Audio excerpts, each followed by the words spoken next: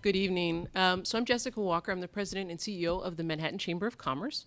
And we are essentially a community of businesses here in the city that work to help one another succeed. And we do this quite a bit with businesses of all sizes, small businesses, startups, longtime neighborhood businesses, restaurants, and large corporations. And it really comes down to we try to help people with advocacy. We do quite a bit to, provide businesses with the connections that they need to make business deals, the education they need to know best practices, and that's pretty much what it is. This was terrific. I just want to congratulate everybody. This really was really impressive to hear from everybody. I think my one critique would be, I think you heard probably a lot of the questions that we had were really trying to ask folks how their product or idea was different from the competition. And so I would just say maybe sort of try to cut to the chase when you're pitching in terms of if you have a product that's similar to something that's already on the market, I would just sort of acknowledge that and say this is, we're Uber on steroids and here's why, because it just sort of makes it easier for us to understand. Good. Thank you. Sarah? So I'm Sarah. I work on Wall Street. I work at Barclays, which is an investment bank, and I run the Latin American credit research team. And in various other times in my career, I've also taught in the finance department at NYU, and I worked in various impact investment firms.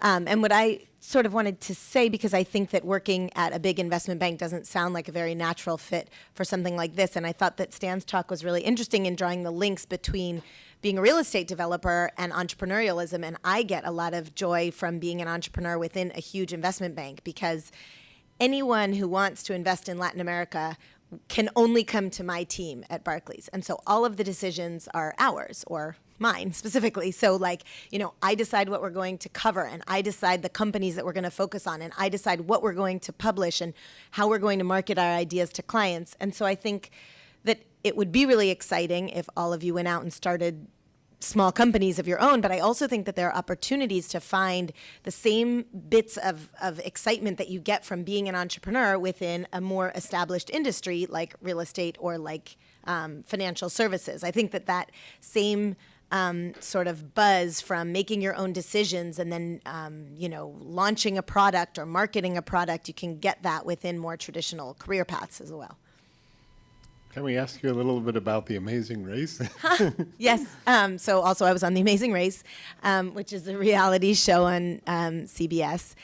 And it was really fun. I was working at Bear Stearns at the time, and I was dating this guy who said he wanted to apply. And I was like, that is so stupid. We're never going to get cast. They don't cast teams who go to CBS.com and then learn to make a video and send it in. They cast people that they know in LA. We're never going to get on this. And then Bear Stearns went bankrupt, and then we got cast on the show. And then I tried to break up with my boyfriend on the first episode, and I thought we were never going to get cast because we couldn't stand each other. And in retrospect, I realized that was exactly why they cast us, because it was great TV. I was hysterically crying. I want to leave. I don't like being in Brazil with this guy. So it was great fun. It was really fun. Anyone who's going on reality TV, the one thing I would tell you is that lives with you forever. So, we were very obviously cast in certain roles. He was and is a marathon coach. I went to an Ivy League school and had an MBA and worked on Wall Street. So I was the type A woman with my sweet supportive boyfriend. And the minute that we stepped on the starting line, I said to him, excuse my French, I was like, I am not going to be the bitch. I don't care how we come across. You can be the psycho, but I am not going to be that person. And I was really careful how I behaved, and they had to change our entire storyline. So if you're ever considering going on reality TV, just, be careful what you project. Very good. Thank you. Cool. Harry. Hi, my name is Darius. I work for Artivest. It's a financial tech company in the Flatiron. We are focused on improving the world of alternative investing. So it's private equity and hedge fund investing. I myself am a software and application developer. I lead engineering team there, and we work on all facets of the product, planning and developing it. I also teach at SVA, teach web programming 1 and 2 to aspiring MFA grads, and I'm also a cryptocurrency enthusiast. I don't know if any of you are into that, but I have some kind of small positions in various cryptocurrencies. Also, like the other said, thank you. This was really impressive. All of you clearly did a lot of work and put forward some really good pitches. I would say, one, patience. Like I've worked in a number of startups now, and patience is so important. It's definitely a marathon, not a sprint. You really need to not expect to change the world overnight. And if you really believe in what you're doing, then you need to have the guts to see it through. But on the other side of that coin, the reason that most startups fail, ones I've been involved, I've failed in startups a number of times. The reason startups fail is generally not because you didn't execute properly or you had a bad team or you couldn't get money. It's generally because no one wanted your product. And it's a really, really hard thing to face, that the thing that you think is so cool and is going to be this world-changing thing just isn't, and no one wants it. So being honest with yourself at the same time is really important, and check your assumptions. Is this really useful? Do people want this? And is there a space for it? So, don't get discouraged, but also, keep it real with yourself. That's great. That last comment, there's a new type of thinking in entrepreneurship we teach it called the lean startup. You may have heard of Steve Blank or Eric Ries, who wrote the book The Lean Startup, and that is exactly their point.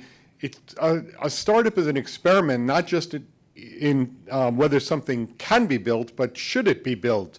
And it doesn't matter if you build it, on time and on budget with full functionality if nobody wants it. And that's kind of a realization that, although it seems obvious, a lot of people fall in love with the idea and don't test that market. When I mentioned Sal Khan speaking, he talked about with his product, the Khan Academy, which he just started to help tutor his niece in math. He said, your startup idea should give your customers a visceral need to dance. Like they should be that excited about it, and that you can't take it away.